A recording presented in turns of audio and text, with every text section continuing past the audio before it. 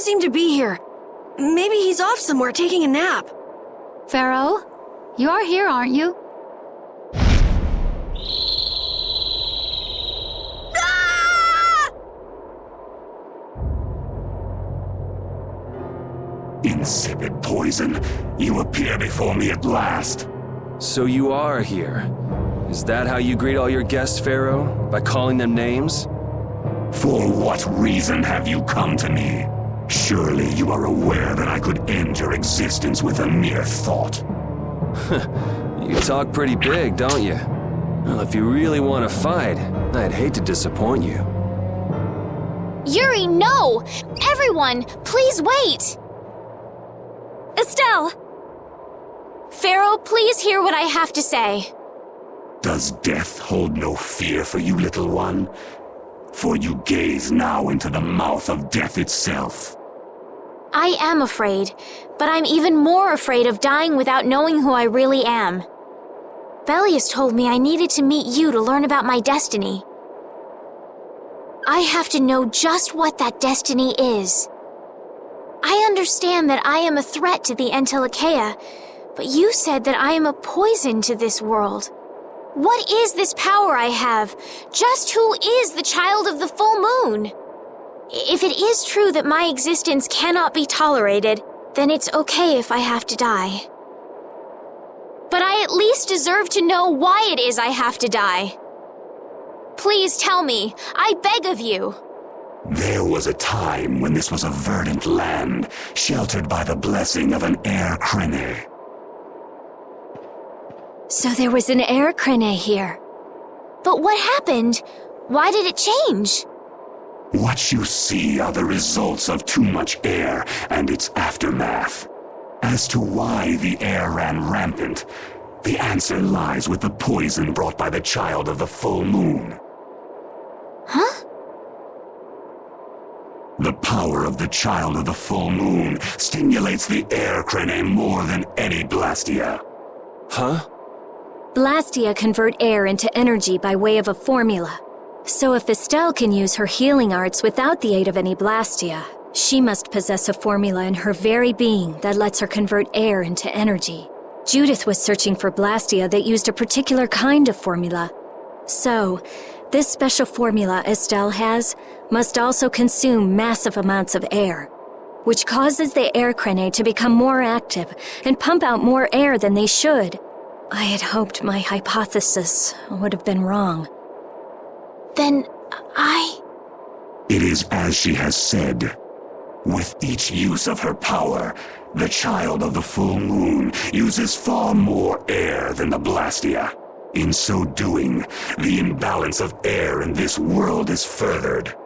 For the planet, such an existence can only be called a poison. So you just wipe it out then?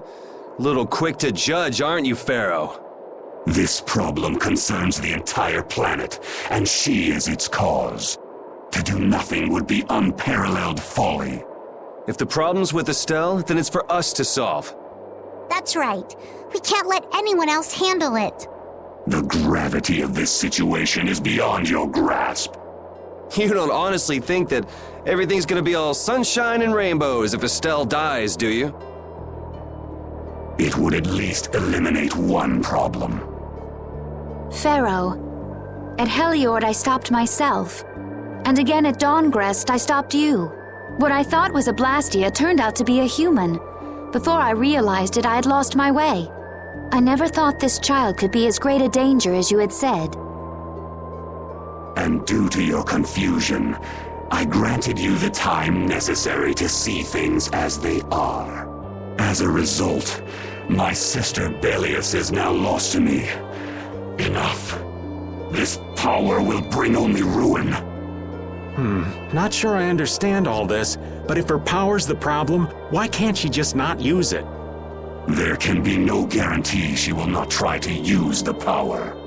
That's true. She does have trouble turning a blind eye to things happening around her.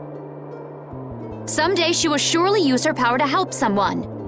However, as long as she keeps that spirit of compassion, she cannot only be seen as harmful. She is not like a Blastia. I know that you can feel the difference. Compassion alone will not save this world. Listen, Phaeroh, I get that you've thought all this through with everybody's best interest in mind, but why doesn't that world have a place for Estelle? It is sometimes necessary to remove a part to save the whole. I don't buy that for a second. What makes you so high and mighty that you're the one to decide who gets cut and who doesn't? We have endured the anxiety of existence for far greater a span than you can conceive. Such words mean nothing from those who call this world home for but a fleeting moment. Phaeroh, please, listen. The important thing is finding a way to stop the excessive air, correct? We still have time left to search for such a thing. Judith. And if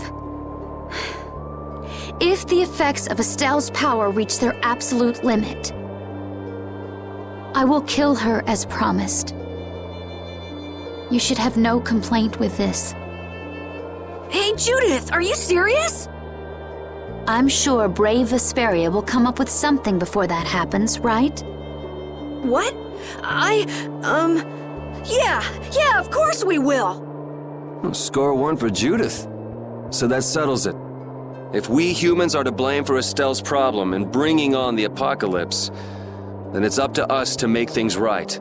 If we give it all we've got and still blow it, then you can slow roast us on a grill for all I care. You have changed. If you were still as before. Have I? That is nice to hear. Very well. Be ever mindful, though, that time is fleeting. Wait!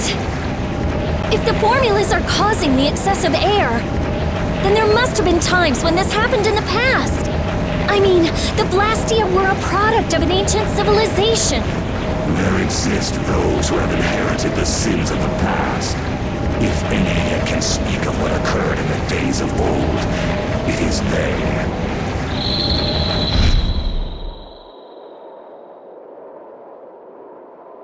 He's gone. Bye-bye. Thanks for everything, Yuri. Judith, you too. No problem. But hey. What? It's okay if I have to die? What the hell was that? I'm sorry. I don't want to hear that again. I'm sorry.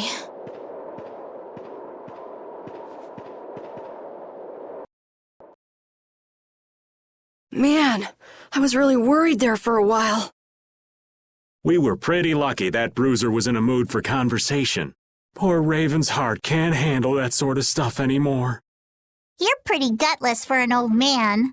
Geez, Patty, you've really got nerves of steel. If he really wanted to kill Estelle, he'd have attacked us immediately. And that's what I can't figure out. I imagine Phaeroh was conflicted as well. He hid himself from us in the desert to see just what we were made of. Huh. Maybe he wasn't as bad as we thought after all. You might be right. I get the feeling he'd do whatever's necessary when push comes to shove. That sounds like you. Maybe. But what are we gonna do, Yuri? You heard what he said. We're going to fix the problems the air's causing, and that's all. That's easier said than done. We're pretty much at square one, you know. Mm-hmm. And no one wants to be at square one. There's no doubt that the formulas are related somehow to the air getting used up. We need to find out about the ancient Blastia, and if they went berserk or not. If we had that kind of information, it might give us a clue. Ask those who have inherited the sins of the past about the days of old. Or at least that's what Phaeroh said. The Critia were the ones to invent the Blastia. In other words, we need to ask a Critian who is still familiar with the old stories. Yeah, the Critia are often credited as the inventors of the Blastia. There isn't much left of the Critian city of Temza, though. It'd be a lot easier if there were more cities. The hidden city of Miorzo. It is far older than Temza, and the birthplace of the Critia. The first Blastia also originated there. Really? Well, what do you know? You wouldn't happen to know where this Miorzo might be, would you, darling? I've heard that name somewhere. There was a Critian in Ospio. I'm sure they mentioned something about it. Do you think that person might still be there? Well, there's no harm in checking it out. Judith, are you coming with us? I should. We still have the issue of the guild to straighten out. So, to Ospio then.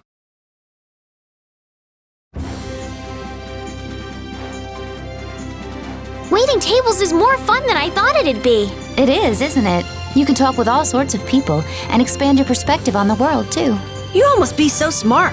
How come I'm the only one who gets yelled at for messing up orders? Oh, that must be because they like you so much. Yeah, haven't you ever heard that the greatest hate springs from the greatest love? What sort of crappy love is that? Forgetting Carol for the moment, why don't you ever wait tables, Yuri? Huh? It's annoying. I don't want to do it.